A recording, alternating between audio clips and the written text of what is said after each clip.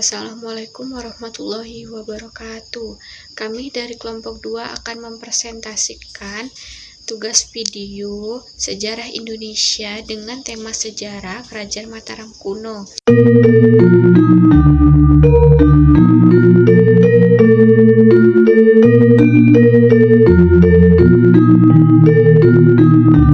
Di awal masa berdirinya, kerajaan ini merupakan kerajaan yang bercorak Hindu, namun mengalami perpecahan dan menjadi bercorak Hindu dan Buddha.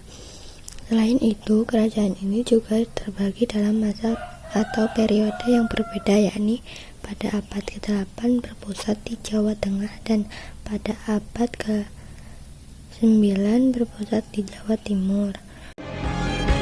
Ini perang suci untuk meneruskan perjuangan Mahapatih Gajah Mada dalam menyatukan Nusantara.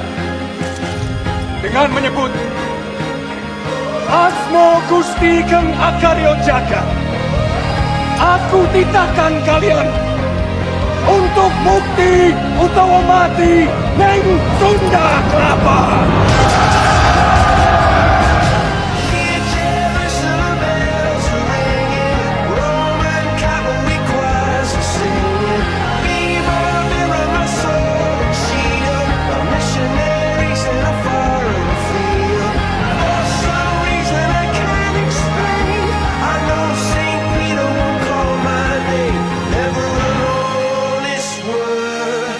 That was when I ruled the world.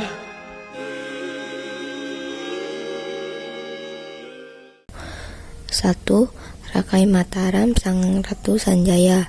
2. Sri Maharaja Rakai Panangkaran. 3. Sri Maharaja Rakai Panunggalan atau Dharma Tungga. 4. Sri Maharaja Rakai Wara atau Indra. 5. Sri Maharaja Rakai Garung atau Samaratungga. 6. Sri Maharaja Rakai Pikatan Dana Maharatu Pramodawardhani. 7. Sri Maharaja Rakai Kayuwangi alias Dyah Lokapala.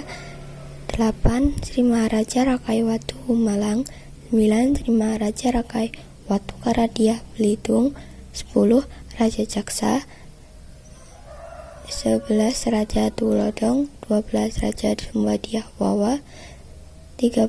Rakai Hino Sri Hisana alias Empu Sindok. 14. Sri Lokapala dan Ratu Sri Isana Tunggawijaya. 15. Makota Wangsawardhana. 16. Dharma Wangsa Teguh.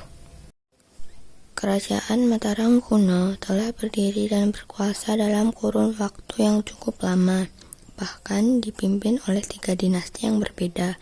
Selain itu, kerajaan ini juga tercatat pernah melakukan pemindahan ibu kota kerajaan yang semula di Jawa Tengah menuju Jawa Timur.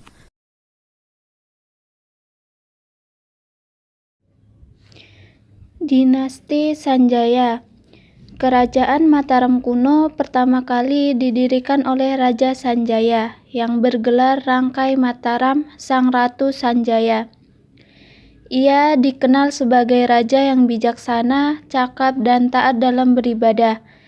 Selama masa kepemimpinannya, Kerajaan Mataram kuno mampu melakukan perluasan wilayah dan menjadi pusat pembelajaran agama Hindu. Dinasti Isyana. Empu Sindok pada tahun 929 Masehi memindahkan ibu kota kerajaan Mataram kuno dari Jawa Tengah menuju Jawa Timur.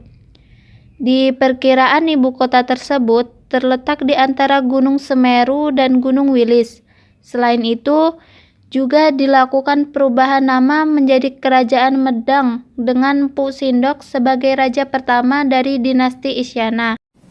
Dinasti Sailendra. Dinasti Sailendra mulai memimpin kerajaan Mataram kuno di akhir abad ke-8 Masehi. Bahkan di dinasti inilah kerajaan Mataram kuno berhasil meraih masa kejayaan. Selain itu, dinasti Sailendra berhasil menyatu dengan dinasti Sanjaya dengan menikahkan Pramodawardhani dengan Rakai Pakitan yang berasal dari dinasti Sanjaya. Peninggalan Kerajaan Mataram kuno adalah candi-candi. 1. Candi Bima. 2. Candi Kalasan. 3. Candi Plosan. 4. Candi Prambanan. 5. Candi Sewu.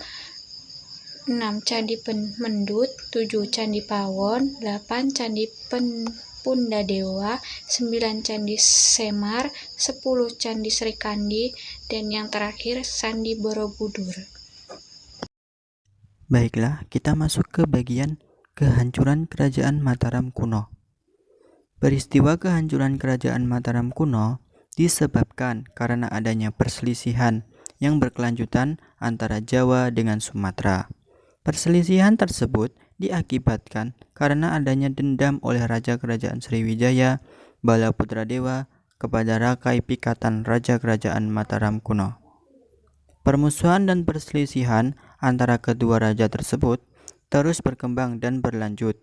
Bahkan ketika dinasti Isyana berkuasa, kala ibu kota Kerajaan Mataram dipindah ke Jawa Timur, Kerajaan Sriwijaya melancarkan serangan namun dimenangkan oleh Empu Sindok yang merupakan raja kala itu.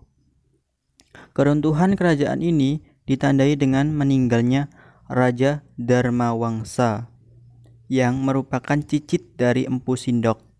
Kala itu, Raja Dharmawangsa tengah lengah karena merayakan pernikahan putrinya.